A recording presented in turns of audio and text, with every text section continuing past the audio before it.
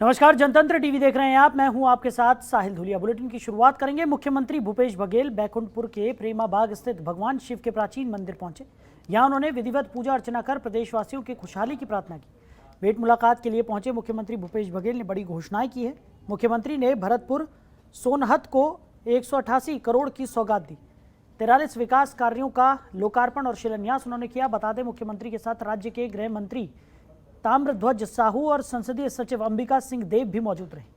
वहीं देवराहा बाबा सत्संग समिति के अध्यक्ष शैलेश शिवहरे ने उनका स्वागत किया।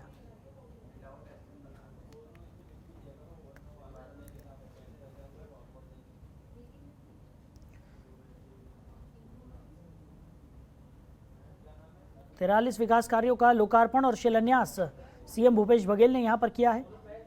तो भेंट मुलाकात कार्यक्रम के तहत भरतपुर सोनहत पहुंचे थे, जहां पर 188 करोड़ की सौगात उन्होंने दी है। तो कई विकास कार्यों का लोकार्पण और शिलान्यास उन्होंने किया। खबर पर ज्यादा जानकारी के साथ हमारे सहयोगी सावंत कुमार हमारे साथ जुड़ गए। सावंत, क्या कुछ निकलकर सामने आ रहा है? भेंट मुलाकात कार्यक्रम का आयोजन किया गया था। भरतपुर सोनहत को 188 करोड़ की सौगात भी सीएम भूपेश बघेल ने दी है।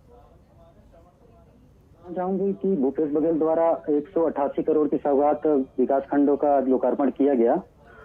इसके साथ ही मुख्यमंत्री बघेल ने भरतपुर सोनहत विधानसभा में 43 कार्यों का भूमि पूजन लोकार्पण किया, जिसमें 29 करोड़ 28 लाख रुपए लागत से 10 करोड़ का भूमि पूजन तथा 159 करोड़ 47 लाख रुपए की लागत से 33 कार्यों का लोकार्पण आज सवेरे किया उन्होंने। जिसके बाद उन्होंने वहीं पर लोकल स्थित शंकर जी के मंदिर पर जाकर पूजा अर्चना की और साथ ही वहां पर 5 एम्बुलेंस को विधानसभा क्षेत्रों में उन्होंने सवेरे हरी झंडी भी दिखाई है। जिसके बाद वो आज उनका 3 जगह पे कार्यक्रम था, जहां एक कटकोना क्षेत्र पर देवादाण पर उन्होंने वहां पहुंचा। वहां पे भी उन्होंने विकास कार्यों और काफी चिरमिरी से लेकर खड़गांव जिले को दिया। उसके बाद उन्होंने कटकोना, तो यहाँ पे एक अच्छा खासा माहौल मुख्यमंत्री जी के आने के बाद बना हुआ है। साहिल जी, सावन, वहीं अगर बात की जाए, जिस तरीके से लगातार सीएम भूपेश बघेल की जो सक्रियता है वो दिनों दिन बढ़ती जा रही है और लगातार देखने को मिल रहा है कि कई विकास कार्य और यहाँ पर चलाए जा रहे हैं ताकि लोगों को उनका ज़्यादा से ज़्यादा फ़ायदा पहुँचाया जा सके। और इसी कड़ी में अलग अलग जगहों के दौरे करते हुए भी सीएम को देखा जा सकता है। और भूपेश बघेल जिस तरीके से लोगों को ये सौगातें दे रहे हैं, इसका कितना असर देखने को मिल रहा है? लोगों के बीच जो उनकी लोकप्रियता है उसमें कितनी वृद्धि दर्ज की जा रही है? जी सर जी, लोकप्रियता तो काफी यहाँ पर देखी जा रही है, क्योंकि जिस प्रकार से सीएम भूपेश बघेल द्वारा 90 विधानसभा क्षेत्रों में जगह जगह पर अलग अलग जगह पर जाकर दौरा किया जा रहा है, जिससे लोगों की लोकप्रियता काफी बढ़ रही है। लोग अपने मुख्यमंत्री को देखने और उनके हर जगह पे जैसे उनके पहुंचने के बाद जो अलग अलग घोषणाएं जो की जा रही हैं, इससे काफी प्रभाव उनके आने वाले चुनाव पर पड़ेगा। चलिए सावन, आप बने रहिए हमारे साथ, आगे भी आपसे हम जानकारी लेंगे। जी सर जी। बढ़ते हैं आगे। छत्तीसगढ़ के सीएम भूपेश बघेल एक बार फिर अपने प्रदेश व्यापी भेंट मुलाकात कार्यक्रम के लिए दौरे पर निकल चुके हैं। बुधवार को सीएम भूपेश बघेल ने कोरिया के जिला मुख्यालय बैकुंठपुर का दौरा किया, जहां उन्होंने ग्रामीणों की चौपाल लगाई और अधिकारियों के साथ समीक्षा बैठक भी की। इसी कड़ी में सीएम ने विकास कार्यों पर विस्तार से चर्चा भी की।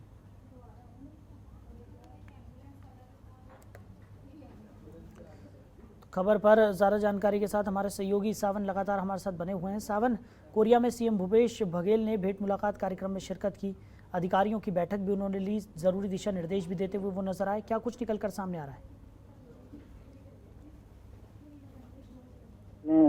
बैठक ली है तो अधिकारियों को एक कड़ी अपनी तरफ से उन्होंने बोला कि शासन तंत्र का अभिमान और पुरानी पेंशन योजना लागू की अधिकारियों की समीक्षा करते हुए उन्होंने कहा कि सामंजस्य अधिकारियों के बीच बना रहे।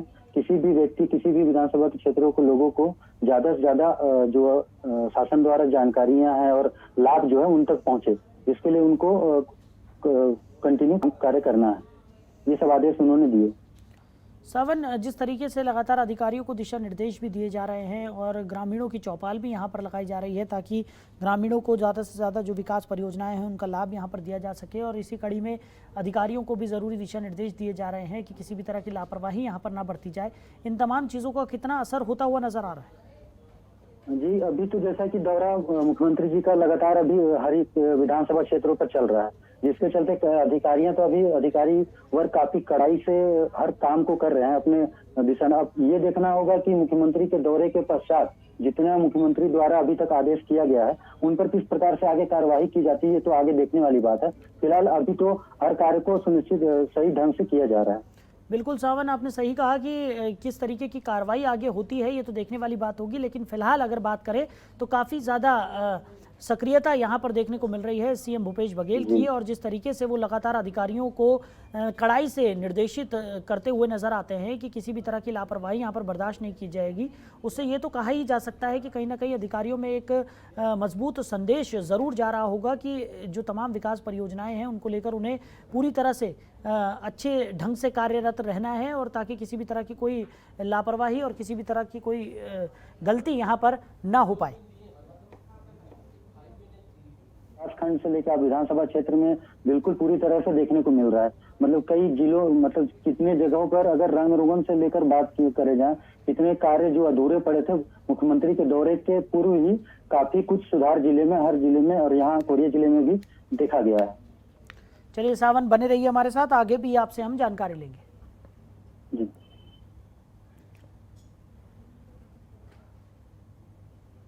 उधर कुपोषण के खिलाफ जंग में छत्तीसगढ़ को अच्छी सफलता मिल रही है। पिछले 3 सालों के अंदर कुपोषण और अनीमिया जैसी गंभीर बीमारियां बस्तर इलाके में काफ़ी कम हो गई हैं। मुख्यमंत्री भूपेश बघेल ने बताया कि कुपोषण और अनीमिया में पिछले साल की रिपोर्ट और अभी की रिपोर्ट में 8% की कमी दर्ज की गई है। कोरोना के बाद गर्म भोजन देना बंद हो गया था, पर अब फिर से सभी जिलों में गर्म भोजन और पोषण आहार देना शुरू कर दिया गया है।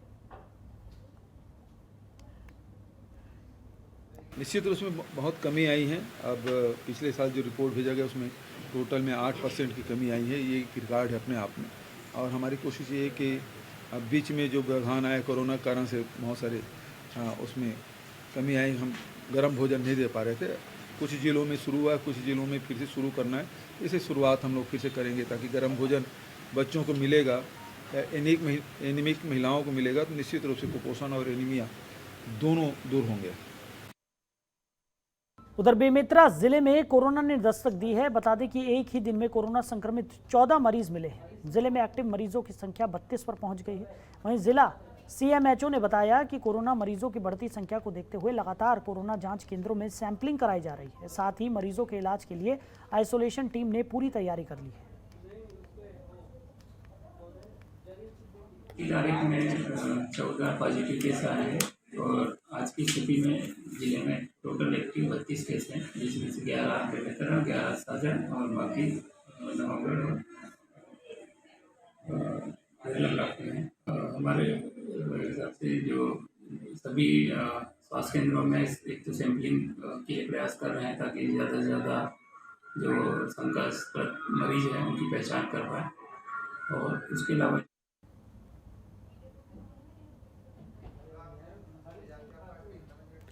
तो स्वास्थ्य विभाग ने जानकारी दी है कि एक ही दिन में 14 कोरोना संक्रमित बेमेतरा में पाए गए हैं। एक्टिव मरीजों की संख्या 32 पर पहुंच गई है।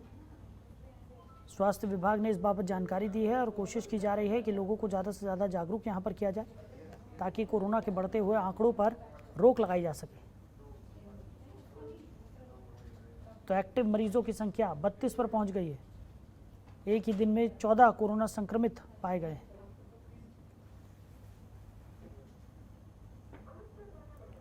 वहीं छत्तीसगढ़ के बीजापुर में नक्सलियों ने एक बार फिर से दिल दहला देने वाली घटना को अंजाम दिया है। नक्सलियों ने मुखबिरी के आरोप में सरपंच की देर रात हत्या कर दी।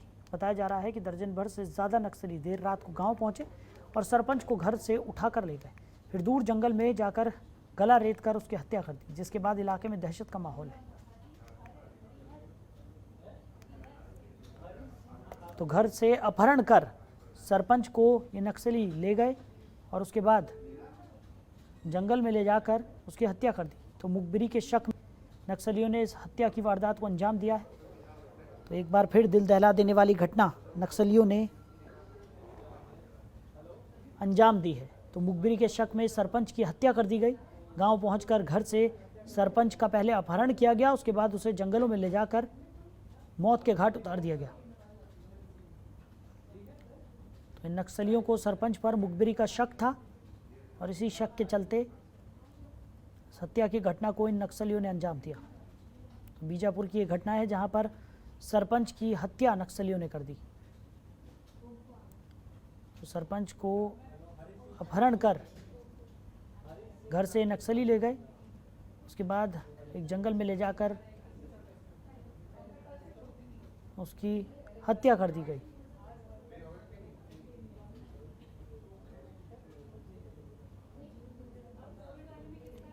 खबर पर ज़्यादा जानकारी के साथ हमारे सहयोगी हरि सिंह ठाकुर हमारे साथ जुड़ गए। हरि सिंह, क्या कुछ निकलकर सामने आ रहा है? जिस तरीके के नक्सलियों ने एक और दिल दहला देने वाली घटना को अंजाम दिया है, सरपंच की हत्या यहाँ पर कर दी। जी साहिल, मैं बता दूं आपको, बीजापुर में ग्राम सरपंच की नक्सलियों के द्वारा गला घोंटकर निर्मम हत्या करने का ये जो घटना है, मृतक के परिवार अभी इस घटना से काफी दुख जता रहे हैं। और मैं आपको बता दूं कि ये चेतन कामेवार बीजापुर जिले में अपनी उपस्थिति दर्ज कराते हुए नक्सलियों ने एक बार फिर ग्राम सरपंच की निर्मम हत्या कर दी। जी साहिब। हरि सिंह, वहीं अगर बात की जाए जिस तरीके से नक्सलियों पर लगाम लगाने की पुरजोर कोशिश यहाँ पर प्रशासन और अधिकारियों की तरफ से लगातार की जा रही है, तमाम तरीके के अभियान भी चलाए जाते हैं, लेकिन उसके बावजूद जो नक्सली की जो रोक है उस पर पूरी तरह से यहाँ पर काबू नहीं पाया जा पा रहा है। और जिस तरीके की घटनाओं को ये अंजाम देते हैं उससे कहीं ना कहीं दहशत का माहौल भी बनता हुआ नजर आता है। अब ये जो बड़ी घटना को अंजाम दिया गया है नक्सलियों से, उसके बाद क्या कुछ कदम उठाए जा रहे हैं? जी साहिल, मैं आपको बता दूं कि इस प्रकार की ये जो घटना है, नक्सली अपनी उपस्थिति दर्ज कराने के लिए दहशत का माहौल फैलाते हैं। जी, और ये जो जानकारी है तोयनार थाना क्षेत्र के मोरमेंड गांव में जो कल ये जो घटना हुआ, ग्रामीण वेशभूषा में आकर नक्सली का झुंड जो गांव पहुंचकर सरपंच को अपने साथ अगवा करके जंगल की ओर ले गए और नक्सलियों ने गला घोंट कर हत्या कर दी। इस प्रकार की ये जो घटना है, ये आए दिन बीजापुर एरिया, सुकमा एरिया में देखने को मिलती है। और इस प्रकार की ये जो दहशत फैला रहे हैं नक्सली अपनी उपस्थिति दर्ज कराने के लिए, कहीं ना कहीं मतलब ये अपनी उपस्थिति दर्ज कराने के लिए प्रशासन इस पे कड़ी कार्रवाई कर रही है बतौर ये अपनी दहशत फैलाने के लिए। यानी कि कहा जा सकता है कि जो नक्सली हैं वो यही चाह रहे हैं कि उनकी उपस्थिति जो है वो कहीं से भी कम होती हुई यहाँ पर नजर ना आए और इसी कड़ी में इस तरीके की घटनाओं को वो अंजाम देते हैं। चलिए हरि सिंह, हमारे साथ जुड़ने के लिए, इस तमाम जानकारी के लिए आपका बहुत शुक्रिया। बेमेतरा जिले में कोरोना ने दस्तक दी है। बता दें कि एक ही दिन में कोरोना संक्रमित 14 मरीज मिले हैं। जिले में एक्टिव मरीजों की संख्या 32 पर पहुंच गई है। वहीं जिला सीएमएचओ ने बताया कि कोरोना मरीजों की बढ़ती संख्या को देखते हुए लगातार कोरोना जांच केंद्रों में सैंपलिंग कराई जा रही है। साथ ही मरीजों के इलाज के लिए आइसोलेशन टीम ने पूरी तैयारी कर ली है। खबर पर ज्यादा जानकारी के साथ हमारे ब्यूरो चीफ जरीन सिद्दीकी हमारे साथ जुड़ गए। जरीन, क्या कुछ निकलकर सामने आ रहा है? बेमेतरा में एक ही दिन में 14 कोरोना संक्रमित मिले हैं और लगातार कोरोना की जो रफ्तार है बढ़ती हुई नजर आ रही है। बेमेतरा में आज 14 कोरोना पॉजिटिव पाए गए हैं। इससे पहले टोटल अब मिला के उनकी संख्या 32 हो गई है।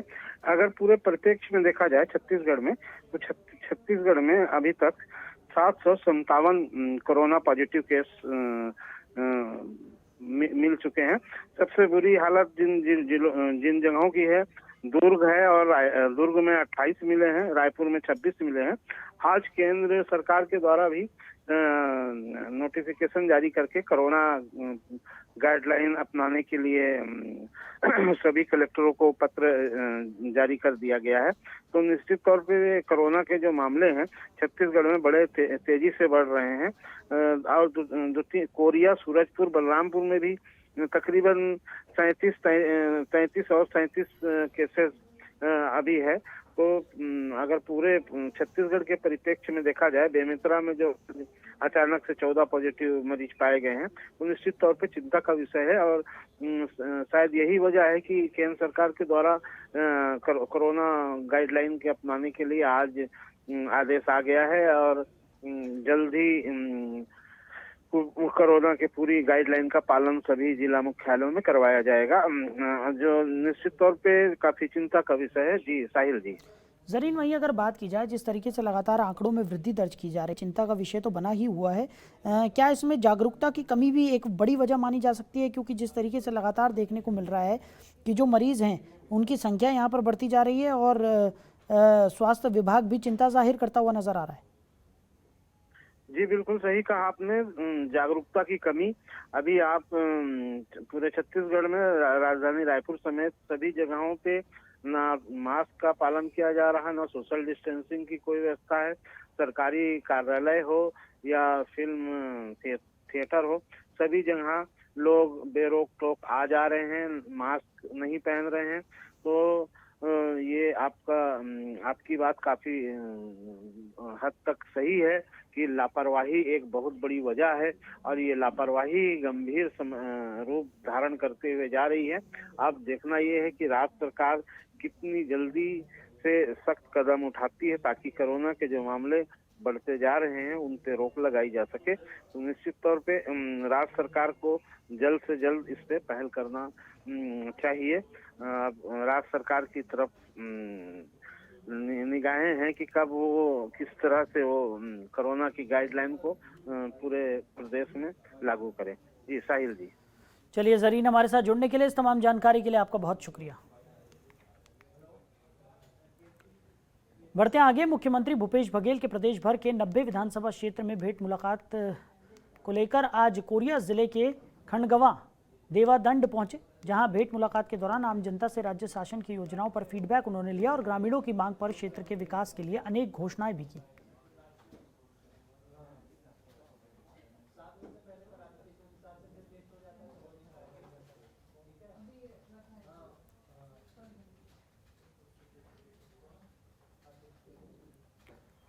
तो भेंट मुलाकात कार्यक्रम का आयोजन अलग अलग जगहों में किया जा रहा है और उसी कड़ी में सीएम भूपेश बघेल इन कार्यक्रमों में शिरकत कर रहे हैं, लोगों की समस्याओं को सुन रहे हैं, लोगों से बातचीत भी यहाँ पर की जा रही है और तमाम घोषणाएं भी यहाँ पर की जा रही हैं। जन कल्याणकारी घोषणाओं के मद्देनज़र अलग अलग जगहों पर लोगों को फ़ायदा पहुँचाने की कवायद जो है वो भी यहाँ पर देखने को मिल रही है। तो वहीं भेंट मुलाकात अभियान के तहत मुख्यमंत्री भूपेश बघेल ने कोरिया विश्राम गृह से कोरिया के 5 विकासखंड के लिए सांसद निधि से 5 एम्बुलेंस को हरी झंडी दिखाकर रवाना किया। कोरिया जिले में स्वास्थ्य सुविधाओं के विस्तार और दूरस्थ क्षेत्रों में त्वरित आपात सेवा उपलब्ध कराने के लिए एम्बुलेंस उपयोगी साबित होगी।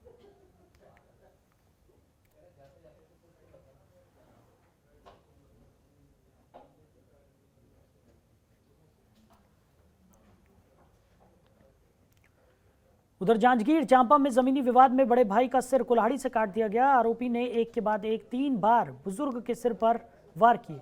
बता दें कि दोनों भाइयों के बीच 6 साल से संपत्ति का विवाद चल रहा था। वहीं सूचना पर पहुंची पुलिस ने छोटे भाई को हिरासत में ले लिया है।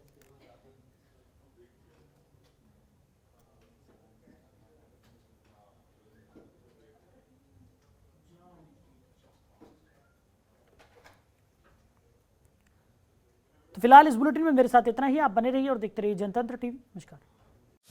खबरों के निष्पक्ष विश्लेषण के लिए सब्सक्राइब करें Jantantra TV and press the bell icon. Never miss any update.